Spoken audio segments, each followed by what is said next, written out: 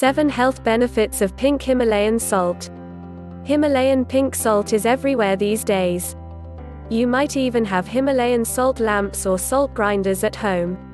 Himalayan salt, as the name suggests, comes from salt mines in the Punjab region of Pakistan, deep within the Himalayas. And unlike table salt, Himalayan salt is not refined. People love Himalayan pink salt because it's said to have many health benefits, extra minerals, air purification, improved respiratory health, and more. Unfortunately, some of these health claims don't have much evidence behind them. In this article, you'll learn what Himalayan pink salt benefits do have evidence behind them. Many of these benefits involve sodium, an essential mineral bound up in all salt products. Not all sodium sources, however, are created equal. Okay then. Here come those pink salt benefits. Benefit number 1, rich in minerals. Salt of all varieties, including table salt and Himalayan salt, is comprised mostly of sodium chloride, or sodium chloride. Both sodium and chloride are electrolytes with essential functions in the human body. More on this later. But Himalayan salt has an advantage over plain old table salt. In addition to sodium and chloride, Himalayan pink salt contains other important minerals, *. In fact, these minerals, especially trace amounts of iron, are what give Himalayan pink salt its distinctive pink color, *. In a study published in 2010 in the Journal of Sensory Studies, researchers found that, compared to Morton table salt, Himalayan pink salt contains more potassium, calcium, and magnesium per unit measured, *. Here's why it's good to get plenty of these electrolytes in your diet. Potassium helps regulate fluid balance and blood pressure, *. Calcium helps you contract muscles and build bone. Magnesium is essential for cellular energy production, DNA repair, muscle function, bone health, and much more, *. Other minerals found in sea salts like Himalayan salt include molybdenum, copper, iodine, manganese, zinc, cobalt, sulfur, and phosphorus. To be clear, the mineral content of this rock salt isn't substantial, and the minerals are only present in trace amounts. This means you shouldn't rely on Himalayan salt as your primary source of these nutrients. Nonetheless, switching out table salt for Himalayan salt is a simple way to add more trace minerals to your diet. It's also a good way to avoid certain chemicals. Benefit number 2, avoid anti-caking agents and other toxins. Table salt contains less minerals than Himalayan salt because table salt is refined. That's right. The refining process is designed to remove everything but sodium chloride, including trace minerals. But there's a bigger problem with table salt production: anti-caking agents. Anti-caking agents are added to table salt to prevent clumping.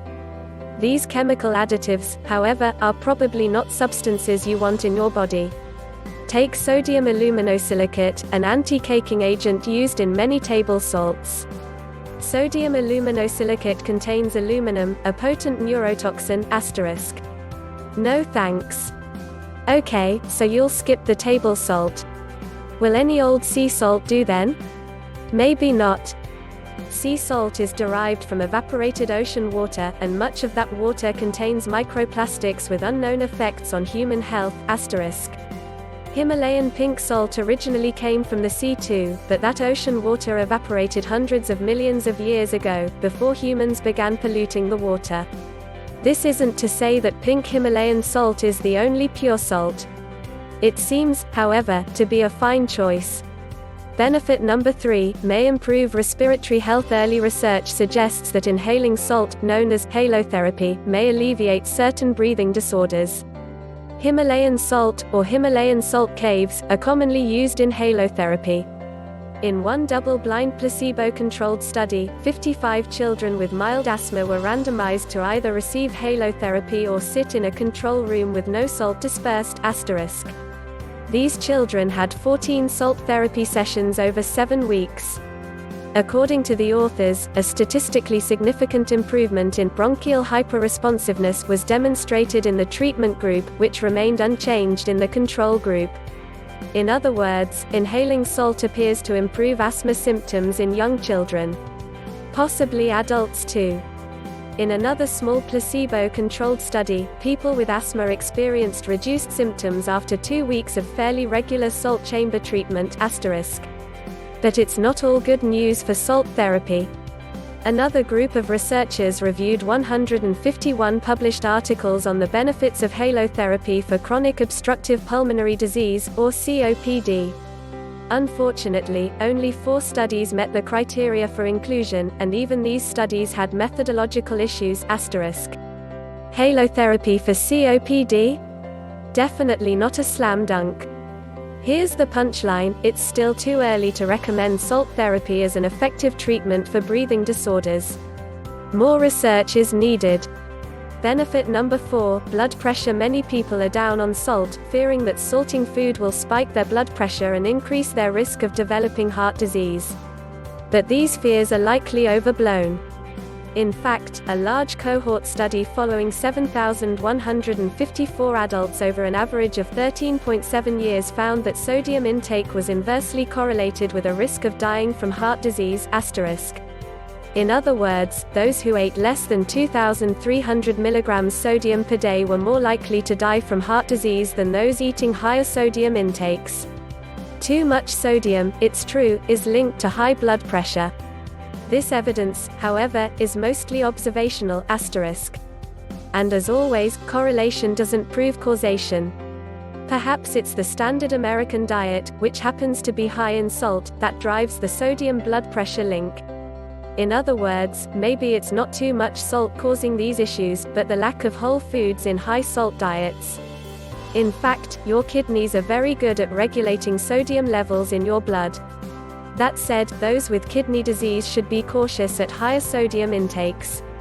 Depending on your diet, activity level, and sensitivity to sodium, you may need more or less salt in your diet. More on this in the next section.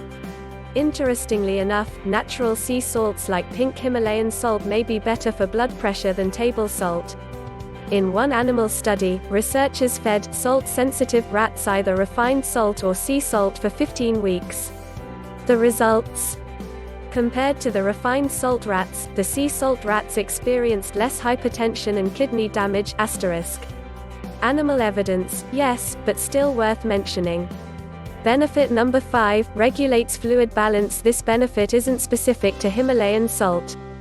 All salt can take credit. That's because, along with potassium, sodium helps balance the fluid in your blood, urine, and other bodily liquids. Fluid balance is important for many reasons, like helping your blood flow easily through your blood vessels.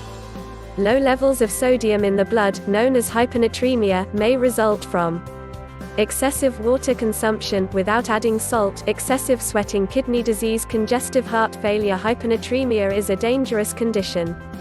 It's an independent predictor of both cirrhosis, liver disease, and heart failure **. Plus, having insufficient blood levels of sodium can cause a host of undesirable symptoms: muscle cramps, nausea, fatigue, headaches, bad mood, and more. Eating salt is necessary, but not sufficient, to prevent hyponatremia. You also need properly functioning kidneys, a good heart, etc. Similarly, vitamin D is necessary, but not sufficient, for bone health. You also need other nutrients like vitamin A, vitamin K, magnesium, and calcium to support bone growth and repair. And keto folks, listen up. If you're on a keto diet, you need to pay special attention to your salt intake. Here's why. Since it's low carb, a keto diet can help keep blood sugar low. Low blood sugar levels mean lower insulin levels. Low insulin levels mean your kidneys release excess water, flushing out extra sodium. Insulin signals your body to retain sodium **. So on keto, you'll probably need more salt to feel your best. In fact, inadequate sodium is a primary cause of the infamous keto flu. Avoid the temptation, however, to unscrew the top and dump the entire salt shaker on your meal. Just add 1 to 2 extra teaspoons per day and see how you feel. And for bonus points and bonus minerals, make it extra Himalayan pink salt. Benefit number 6, conducts nerve impulses along with regulating fluid balance. Sodium's other main job is to support the transmission of nerve impulses in your body. A bit of explanation will help. For a nerve impulse to fire, there must be a certain balance of sodium Na+ and potassium K+ ions on either side of the nerve cell membrane. When the balance hits the sweet spot, bang, the nerve impulse or action potential is generated *. So yes, you need salt in your system for your nervous system to work properly. This is perhaps most obvious in the brain, which contains the highest concentration of nerve cells called neurons in the human body. This is why many low-salt symptoms, headache, moodiness, etc., are cognitive. Prevent this from happening by salting food to taste, drinking a bit of salt water, and replenishing salt after sweating. Sorry folks, water alone does not fully hydrate you. And remember, if you practice intermittent fasting, the keto diet, or both, you may need to eat more salt than your average person to maintain healthy sodium levels. Benefit number 7, sleep through the night. Earlier you learned how salt helps you regulate fluid balance. Low serum salt, or hyponatremia, is linked to all sorts of health problems. Many of these problems stem from improper secretion of the hormone vasopressin, also known as antidiuretic hormone *. This antidiuretic hormone, as you might guess, helps you hold onto fluids. Vasopressin is secreted at sundown so you can sleep through the night without having to wake up every few hours, stumble to the bathroom, fumble with the light, and pee. Relevant here, low sodium levels can suppress vasopressin production. That's right, eating salt helps you secrete antidiuretic hormone, which in turn helps you hold onto fluids at night *. In addition to low sodium intake, drinking alcohol can also suppress vasopressin *. That's why a few beers at a party can mean a dozen or more trips to the toilet that same night. To optimize vasopressin and sleep through the night without having to pee, consider these tips. Limit or eliminate alcohol intake. Consume a few dashes of salt before bedtime. Avoid guzzling water or other liquids before hitting the sack. Himalayan pink salt, a healthy choice. Himalayan salt, it's true, is a bit of a fad these days. It's a healthy fad though. Pink salt may not filter the air or regulate your pH, but it does offer other health benefits. Compared to table salt, Himalayan pink salt contains more minerals and less potentially harmful chemicals. Plus, sodium, from salt, is an essential electrolyte that helps you balance fluids and conduct nerve impulses all throughout your body. Yes, without sodium, you wouldn't get much thinking or moving done. So go ahead, swap out your table salt for Himalayan pink salt. It's an easy hack for better health.